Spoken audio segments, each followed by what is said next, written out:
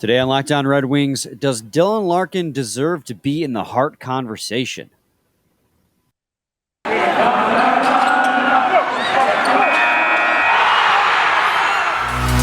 You're Locked On Red Wings, your daily podcast on the Detroit Red Wings. Part of the Locked On Podcast Network, your team every day.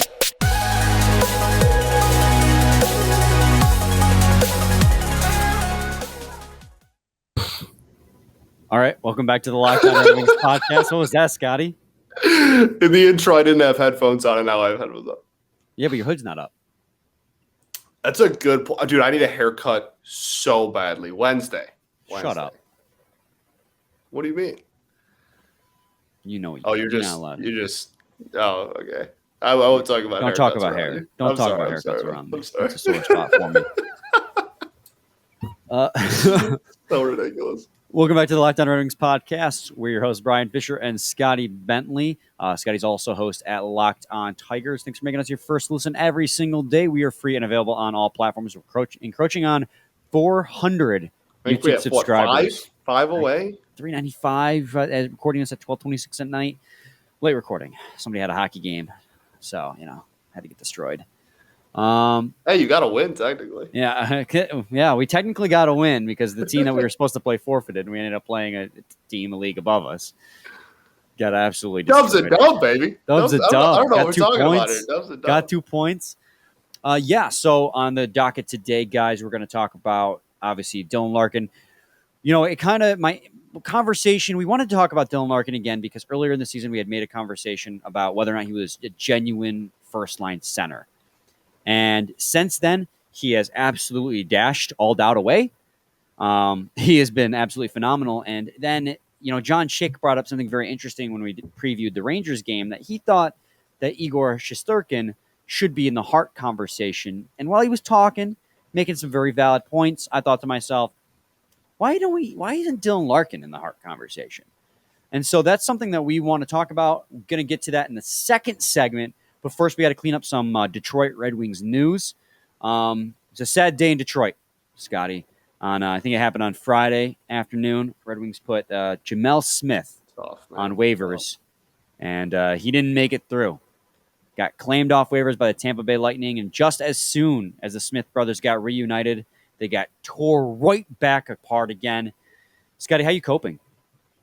I'm not. I'm not. It's really sad. It's really sad. It's a really sad. We got one beautiful night. We got one beautiful night with the two of them on the ice at the same time sharing a line together. We got one beautiful night of those two brothers playing together. And it was a wonderful story. I mean, in the long term, like in all reality, do the Red Wings really lose much in losing Gemel Smith? No. I mean, it was a great story, but he didn't really – he is what he is. He's a guy who is going to be your first call-up anytime a guy goes down to injury. It's probably going to be a career AHLer. It was nice to have both the Smith brothers together. But in 3 games with Detroit, he registered 1 assist, -2, 5 penalty minutes. Only had 1 shot on goal that entire time. Granted, he was playing fourth-line minutes, so not a lot of opportunities. Just a fourth-line filler guy. And the reason why they sent him down on waivers was because Carter Rowney is close to coming back to injury, and Jacob Vrana is getting closer. As on February 17th, Blashill said that in practice they're starting to mix in contact with him, and so he could be just a few weeks away. And so very quickly, the lineup here is going to be stacked with forwards, and someone had to go, and Gemel Smith, claimed off waivers, just as quickly disappeared off them. So what's the plan then? If Rowney's still a little bit away, Vrana, I think we would know if Vrana was like playing on Wednesday. Who's the filler in the meantime? Well, Nemesnikov's also day-to-day and could return to the lineup any day from what I've been understanding. Sure. He's not that long out. So you very shortly here are going to have Carter Rowney and Nemesnikov ready to slot back in the lineup. And then by probably early to mid-March, near the end of the season, Vrana's going to be there. So you're looking at players who are going to be hitting waivers, or like in Joe Veleno's case, just getting sent down. And the Joe Veleno stuff, we're not going to siren on. I mean, there's just a week off between games. So that's all it is. He got all it sent is. down. I freaked out, 2 weeks ago because he got sent down. I thought it was Yeah. because he wasn't ready. That's why, man, when that notification came on my phone, Vlanos, I was like, oh, I got to tweet this on Lockdown really quick before Brian says that that he's going down permanently and it's a failure of a season. I got to get this out there. I knew this time. I was like, oh, no, they don't play for a week. Oh, We're no. good. We're good. I think the Griffins play 2 games in the stretch that we. It's just random week off in the middle of the season. Why not give him? Why not give him some PT if he can go down there? He does. He really does. It's kind of a shame too because he plays so well at the AHL level. But you know what? He has been playing with a lot of confidence lately, and I do think his confidence since the All-Star break. Yeah, his confidence has started to build before he got sent down this last time. But ever since coming back from Grand Rapids, he's been a lot more creative in the offensive zone. I think that little stint in the AHL really helped him when he was killing it. And I mean, it can only help him to get top line minutes down to the AHL level where he's clearly the superior player. So I'm not worried about Veleno right now, but say Verona comes back. I mean, unless you're willing to let a player hit waivers, I wouldn't be. I mean, Carter Rowney's about to come back. He's played 22 games this season. He's only got 4 points. Although his shooting percentage is 18. I don't know what is with the Detroit Red Wings this season. All our shooting percentages are insanely high. I don't know what's going on. Not that he's got a large sample size, but I was looking at before we started recording, Nemesnikov's is 20%, and so is Bertuzzi. These are all elite numbers. And I'm like, what's going on? Everyone's but that's been the story all season. We got shooters. The offense has been overperforming all season long, and we've been living it, man. We've been living life. And the defense, 5 of the 6 guys on defense. We're not talking about the defense right now. That's a whole nother conversation. But if I don't want to send Joe Veleno down, man. He's earlier. I don't know. I go back and forth on Joe Veleno. Right now, he's playing with confidence, and I don't. He's dominating at the AHL level, and I think he can get top line minutes there and continue to develop. It just comes back to that earlier conversation we were having. What's best for his development? Sending him down because he's eligible to get in top line minutes, he can tear it up. Where he looks like he could be an NHL player, but he comes up here, he's playing bottom 6 minutes and not really making any strides. That's the case to be made. And with Carter Rowney about to come back, Jacob Vrana a few weeks away, Nemesnikov about to come back, you're going to look at a very clogged offensive situation where, we already lost Gemel Smith. Is Joe Veleno the odd man out just because he's waiver exempt? I don't know if I want to see him go. That's a heck of a conversation, honestly. That's a good conversation to have. I don't know. He might have to be again because of what you said, because of the fact that you can send him down there without having him pass through waivers. Man. I don't like it's not going to be Ernie. It's not going to be Gagne. It's not going to be. I don't think it's going to be Giovanni. That bottom six is pretty solid. Yeah, I mean it's solid in the sense of they're all same level. Yeah, pretty. You know what I mean? Our depth is pretty equal across the entire bottom 6. I think Giovanni is safe. I think Giovanni has his own niche role on this team. Niche role on this team. I'm a writer. He's a writer. I don't think he's going anywhere. But Ernie, nah, he's got his place. Gagne's got his place. Although I don't know if Gagne is going to be here past the trade deadline. He could be, that's a different topic. I mean, what are you going to get for Sam Gagne? 6th round pick. I mean, why not? I would love a 6th round pick for Sam Gagne. He's a good depth piece. He's a good bottom 6 forward. He does his job, and he's a great locker room guy. I don't know how much value locker room guy has on most teams at this point. Most of these playoff contenders have their fill of locker room guys. That's a whole different conversation. We're going from topic to topic right now. But yeah, it's definitely going to be a clogged bottom 6. And, Gemel Smith being claimed off waivers by Tampa Bay stings because it was a nice story, but he's just the start, man. With these players finally getting healthy, yeah, it's going to be lots of them in the future. You're going to be finding guys getting put on waivers. And the Veleno one's tough. That's tough.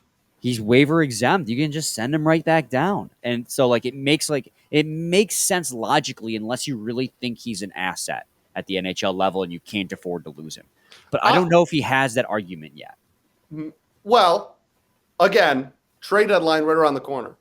True. You're going to be trading away a few pieces. So these guys are going to get healthy. Then we're going to get healthy, and then we're going to get thinner. Because I think we all pretty much agree that at least one of these dudes is getting flipped.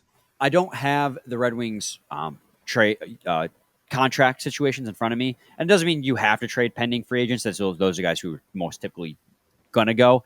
Nemestikov's obviously the number one. We've talked about that. Sam Gagne's expiring free agent. He's only in his late 20s, maybe early 30s. He's not as old as I mentally imagine him being. Yeah. And he could be a good depth piece on a team that's just looking for another depth forward. But, I mean, that's the only way Joe Veleno stays up on my mind is they sell off some pieces at the trade deadline. And if Verona comes back right around that time, then it might work out. But it's not a slight against Veleno. He's been playing with a lot more confidence. It's just, he's the one not waiver exempt. And I think Gemel Smith is just the start of it. Absolutely. You're right. And between people getting healthy, between people getting healthy and then the deadline coming up, it's going to be the next month. We're going to have a hell of a lot of movement for sure. Built Bar. Scotty, you like them? Built Bar. Oh, I love them, baby. I love them. You know what I think I love the most about them? It's that 100% real chocolate that they're covered in. And the fact that they're making sticking New Year's resolutions so easy for not just myself, but everyone I've talked to. It's that time of year where most people give up on those New Year's resolutions. But not this year. You're going to stick to it. You're going to stick to eating right thanks to Built Bar. It almost feels like it's not really a resolution because they just taste so damn good. It's like you're not even eating a protein bar with how good they taste. You got to try the Puffs if you haven't already. You're missing out on one of Built Bar's best tasting bars. Puffs are the first ever protein-infused marshmallow. They're fluffy. They're marshmallowy. They're not just a protein bar. They're a treat. And they're covered in 100% real chocolate. All Built Bars are covered in 100% real chocolate, and that includes those Puffs. They're low-calorie, high-protein. Replace your candy bar with these. They are better. A typical candy bar can be anywhere from 200 to 300 calories. Go to Built.com and scroll down to the macros chart. You'll be blown away. High-protein, low-cal, high-fiber, low-carb. Most Built Bars contain 130 calories, 4 grams of sugar, 4 net carbs, and 17 grams of protein. Compare that to a candy bar, which normally has around 240 calories, 30 grams of sugar, and dozens of net carbs. So go to Built.com, use promo code LOCK15 and get 15% off your order. Use promo code LOCK15 for 15% off at Built.com. Today's episode is brought to you by BetOnline. BetOnline has you covered this season with more props, odds, and lines than ever before. BetOnline, it's where the games start. Scotty. BetOnline. BetOnline. You just blew through that, man. Well, it wasn't a read. It was a sponsor. Fair. So, like I set up in the first segment, this thought popped into my head during the preview with John Schick of Locked On New York Rangers. And we kind of touched on it. We didn't really expand on it, but we touched on it in our recap episode. And I just wanted to take a good solid 15, maybe 20 minutes here and really break it down. Is Dylan Larkin, Scotty, in your mind, in the Hart conversation? And many of our listeners are Red Wings and hockey fans, but for those of you who maybe are groggy on your way to work, the Hart Trophy goes to the player deemed most valuable to their team. Is Dylan Larkin in that conversation? What do you consider in the conversation? Are we talking like will receive a vote, or are we talking like gonna finish or somewhere in between? Let's say in the top 3. No, I don't think top 3. I think he will. I think he deserves to be brought up in the conversation, and I think that he deserves currently to probably be around that. Just outside the top 5, and I think that that's awesome, and I also think that that's something that he's not getting right now. I don't think he's getting the coverage or the conversation or the publicity that is deemed with someone that should be in that 7 to 5 range of the Hart conversation. Top 3 though, I mean, we're talking about like getting invited to like the Zoom call with like the 3 dudes on there, and they're like, "Oh, this dude wins the Hart." Like, I don't know. I don't know about top 3, but I definitely think that he deserves to be in the conversation a hell of a lot more than he is right now. Yeah, and I think a lot of it is he's overlooked by the fact that he didn't come blaring onto the scene like a lot of these other players did. He had an explosive rookie season, but he came out the same season. I believe it was the same season that Connor McDavid hit the scene, right? And the reason why he went to the All-Star game and Connor McDavid wasn't there was because of the fact that Connor McDavid hurt his shoulder. So he never had got as much coverage as those other guys. And now this season, he's finally exploding on the scene. And I feel like a lot of people are overlooking what he has done. And to give people a idea of what he's doing, he's 14th in the league in points right now, among some great names, above some even greater names. He's got 52 points, which has him, tied with guys like Matt Zuccarello, Jake Gensel, Sebastian Aho, and just above him are guys like Kyle Connor, Steven Stamkos. But then you have guys all the way at the top, like Connor McDavid, who are 71 points, 20 points above. Jonathan Huberdeau's at 70 points. And, he's in goals. Here's where he really shines is in goals. He is in the top 10. He is tied for 7th in goals in the NHL. He is tied with Connor McDavid in goals. Now, Connor McDavid, recently, his game has become a lot more playmaker-oriented. He still scores a lot of goals and a lot of pretty goals. But the dude's got freaking 45 assists already on the season. But he's constantly near the top, but he's just not in that top crop. He's got other fantastic statistics that are top crop. Goals created, he is 7th in the league, I believe. Also, he's 13th in the league. My bad. 21 goals created, which I closed out of the tab on what that meant for the team. It's basically the goals he scores times half the assists he scores, and that's multiplied by the goals the team scores multiplied by it's a really convoluted half the stat. assists the team scored. Yeah, it's just with how many goals your team scores. I said that right. That's right. Yeah. How many? Yeah, I don't know. That felt weird coming out. It's how many goals Dylan Larkin has created of all the goals that your team has scored, and being in that top echelon, that what'd you say, 13th. Not only means that he's creating a ton of goals, obviously, but it also means that he is one of the most important pieces on an offense that as a whole is scoring a decent amount of goals. Yeah, and we talked about that in the first segment, actually. The offense is almost, with the shooting percentages they have, is almost overperforming. But you can't also overlook that a lot of these players, and again, I'll exclude guys like Connor McDavid and Leon Draisaitl from this conversation because they're playing on a team that got 2 players and they're just absolutely beasts. But, outside of that, guys like who are playing on the Tampa Bay Lightning and the Minnesota Wild who are phenomenal this season, the Anaheim Ducks who have been great this season. Dylan Larkin's having a phenomenal season on a team that, by all intents and purposes, should not be competing for a playoff spot right now. They've been performing overperforming for the majority of this season. And a lot of that has to do because of Connor McDavid. And that's why, even though I don't know if he deserves to be like in the top 3 Hart conversation, getting votes is definitely something he should be doing because he has definitely been the most valuable player on this team because of the fact that he's been probably the biggest asset to this team's performance thus far this season. Absolutely. And when you're talking again about a team that is a lot further ahead than what was expected of them, when you start talking about valuable, like individual valuable player of a team I don't even know if overperforming is the right word, but just taking a big step forward before people thought they were going to.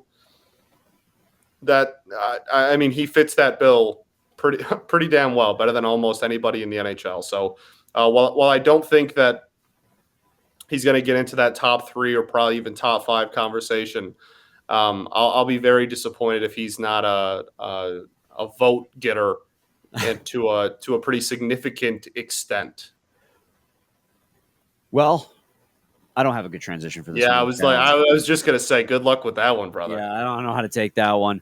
I don't know how to take that one and make it a winner segue. But if you want to be a winner, Go to Oh, betonline.net. I forced that he's one. back. I forced He's that one. back. Football might be over this season, but hockey is in full steam for both pro and college hockey. From all the latest odds, totals, players, performance props to where the next fired coach is going to land, BetOnline.net is the number one spot for all sports betting needs. BetOnline remains the best spot for all your sports scores, podcasts, and news this season. And it's not just hockey. BetOnline.net is your source for basketball, boxing, and UFC odds, right to your favorite Olympic coverage and information. Head to the website today or use your mobile device to learn more about the trends and action. BetOnline, BetOnline. where the game starts. Scotty, when we're talking about this Dylan Larkin Hart conversation, Scotty, what's up, man? Oh no, you said I said Scotty, you said Brian, and I felt implored. I felt implored in that moment. What was the word I'm looking for here? I don't even know. What finish the sentence. I felt like I want to say implored, but that's not a word. Dude, I don't know what you're trying to say right now. I felt like I had to say your name again. Oh. You felt program. I'm not a writer. I don't know. I am a writer. Check out my killing work. It. Anyways, I lost my train of thought. Thanks, Scotty. Dylan Hart. Wow, Dylan Hart. Dylan Hart, baby. Dylan Hart. So while we're making an argument that he should receive votes this season, maybe not this season as a vote, a top 3 guy, he is trending upwards. And his play this season is so young, man. People forget. He's 25. What are we talking about? He's young still. Let's not count him out as a Hart contender in the future. And as this team gets better and better, he's going to play a bigger and bigger. It's hard to imagine he plays a bigger role in this team now than he already is. But he's going to. As this team becomes a legitimate playoff threat and then eventually becomes a legitimate Stanley Cup contender, Dylan Larkin's going to continue to be a workhorse on this team. And as this team gets better around him, it's going to help feed him, which will in turn help him feed the team. I think before his career is over, he has a legitimate chance of being a Hart Trophy winner. And he's just on an upward trend, Scotty. I think that he does have a legitimate opportunity to win this award in the future. Yeah, I mean, he's already doing what he's doing with a lot of young talent around him, right? And it is talent, and I'm not taking away from that at all. But it's young talent. It's only going to get better. I mean, he's on a line with Raymond. He's on a line with either Vlad, I guess. But like Zadina's been playing. Don't Vlad. No, I just meant age. Everybody, calm down. Oh. Like Zadina. Everybody, calm down. No Vlad slander. Like he's shared a line with Zadina. I mean, Bert's been up there. Bert's only a year older than him. Like they have a lot of really young talent that's only going to get better and better and better. And I mean, it's one thing. We have a lot of salary cap, which we do, and it's one thing to bring in more talent, and I hope that we do that. But sorry, I couldn't resist. But it's another thing when you look at Raymond and guys like that, right? And you look at the other players on this team that are young. He's gonna, when it's all said and done, I mean, there's a potential for him and Raymond to be line mates for like a decade. Oh, you know what I mean?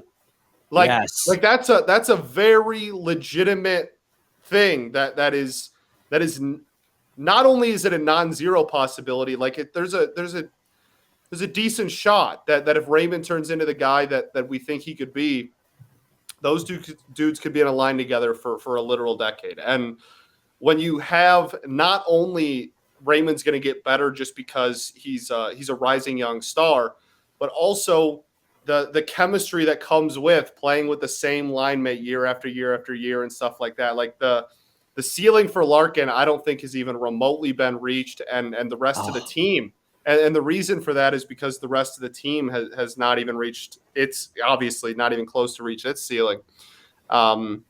And because there's a lot of the same personnel, because there's a real core that you can point to, it's those guys have a high ceiling, but those guys in turn make Larkin's ceiling even higher than it already is. I completely agree.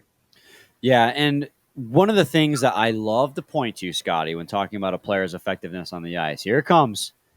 Dylan Larkin's Corsi. The Corsi God, Brian, baby. And now it's not an end-all, be-all stat, but it gives a nice What's your picture. Corsi? 13. Immensely. Okay.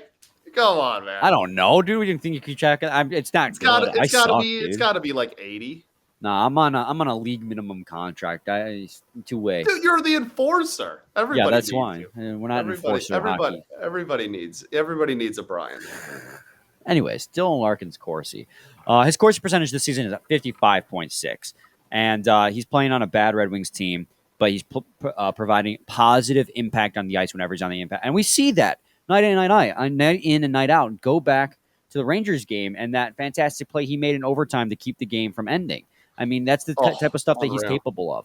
But here's the thing that sets him apart. There's quite a few players on the team this year whose overall, all situations, Corsi percentage are 50 or above. But if you were to look and break it down by situation, it's not as good. Dylan Larkin is one of, if not maybe the only player on the team whose Corsi percentage at even strength alone is above 50. So when there's 5-on-5 on the ice, Dylan Larkin is a positive asset on the ice. There is barely any Detroit Red Wings on the team that has a positive Corsi percentage in even strength alone. And that's who he's surrounded with right now. You know what I mean? Like as those guys get better, as we flush out over the years and bring in more talent in free agency, like he's putting up these numbers with this group. I mean, as the team gets better, man, I'm so excited. Because the detriment to reading Corsi just straight up is the fact that it takes into account, power play and shorthanded. And obviously, if you're playing on a power play unit, your Corsi is going to be, buffed because, of course, your team's going to have more possession when you're on the ice on the power play. And if you're playing on the penalty kill, you're going to hit it. You're going to get, I'm going to say nerfed. Corsi, that's the best word that came to my mind in the moment, Scotty. But your Corsi is going to take a hit. Playing shorthanded because your team doesn't have a lot of possession. So even strength Corsi or 5-on-5 Corsi is where you really want to look to get a good picture of what the player is doing, in an even strength metric. And Dylan Larkin is one of the few players who has a positive impact possession wise at even strength.